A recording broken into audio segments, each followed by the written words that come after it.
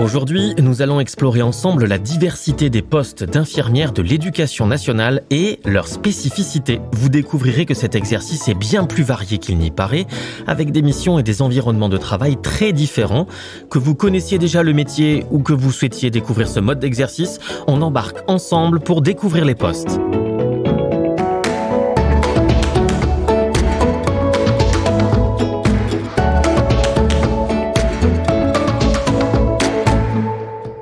Nous commençons par les différents types de postes que vous pouvez rencontrer en tant qu'infirmière scolaire, les différentes formes administratives, pour faire simple. Il existe des postes définitifs. Ces postes sont implantés de manière pérenne et budgétisée. Lorsque vous êtes affecté sur un poste définitif, c'est pour une durée indéterminée. Pour changer d'établissement, il vous faudra déposer une demande de mutation. Ensuite, il y a les postes provisoires. Ces postes sont proposés pour une durée déterminée, généralement une année scolaire.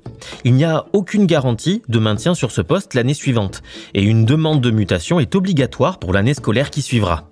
Il existe aussi ce qu'on appelle des postes liés. Ce sont des postes où votre temps de travail est réparti entre plusieurs établissements scolaires.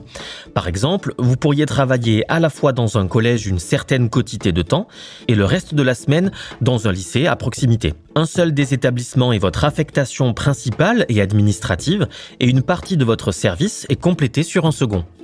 Enfin, les postes fléchés sont des postes avec des caractéristiques bien particulières.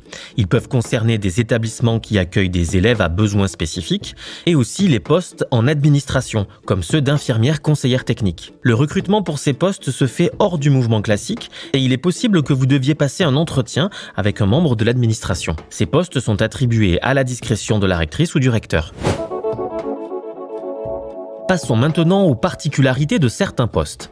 Si vous êtes affecté sur un poste avec internat, vous serez amené à être présente en soirée et à assurer jusqu'à 3 nuits d'astreinte par semaine. En contrepartie, un logement de fonction vous sera attribué pour vous permettre de vivre sur place. Vous ne payez pas de loyer, mais un calcul sur votre fiche d'imposition intègre ces avantages en nature.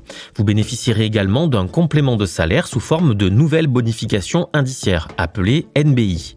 Les écoles et collèges de REP, classés en réseau d'éducation prioritaire, connaissent de grandes concentrations de difficultés sociales et économiques.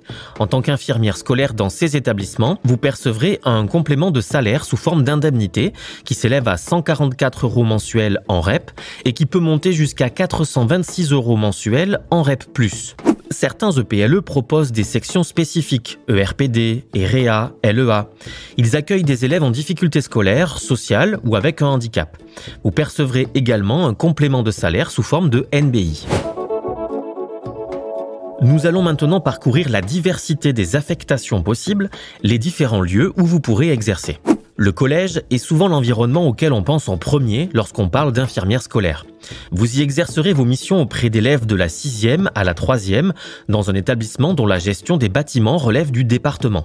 Parfois accolé à un secteur d'école primaire, le collège peut être doté d'un poste en interdegré.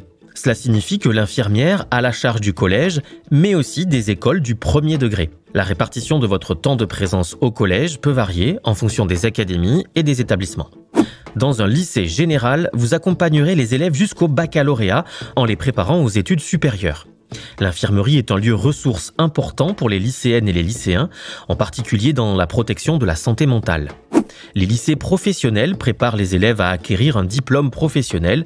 Les besoins en santé y sont spécifiques, notamment en raison de la formation en atelier ou en entreprise. Une cité scolaire réunit un collège et un lycée, partageant souvent les mêmes locaux et la même infirmerie. Une ou plusieurs infirmières scolaires peuvent y être affectées. Les EREA accueillent des élèves en grande difficulté de la 6e jusqu'à la préparation d'un CAP ou d'un baccalauréat professionnel. Ces établissements disposent d'un internat avec une fonction éducative importante. Enfin, certaines infirmières sont affectées dans les inspections académiques, les rectorats ou au ministère. Elles coordonnent et déploient la politique de santé à l'école, un rôle essentiel pour la réussite de tous les élèves. Pour approfondir vos connaissances sur les spécificités des postes d'infirmières scolaires, découvrez l'ouvrage « Infirmières de l'éducation nationale et de l'enseignement supérieur, exercices et missions » aux éditions Malouane.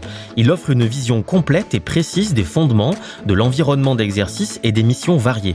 Il est présenté sous forme de fiches pratiques. Il apporte toutes les informations essentielles sur le cadre réglementaire, la vie professionnelle, les missions et les responsabilités variées sur tous les types de postes existants, y compris infirmières conseillère technique. Après ce petit tour des différents types de postes et des particularités d'exercice de l'infirmière scolaire, vous aurez compris que la diversité des affectations apporte une richesse supplémentaire aux missions.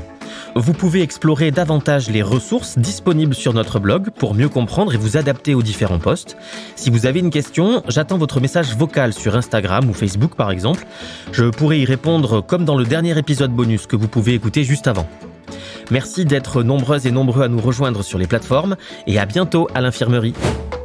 Vous avez aimé entrer à l'infirmerie? Alors likez, partagez et commentez. Retrouvez tous les épisodes sur vos plateformes de streaming préférées et sur nos réseaux sociaux @l'infirmerie.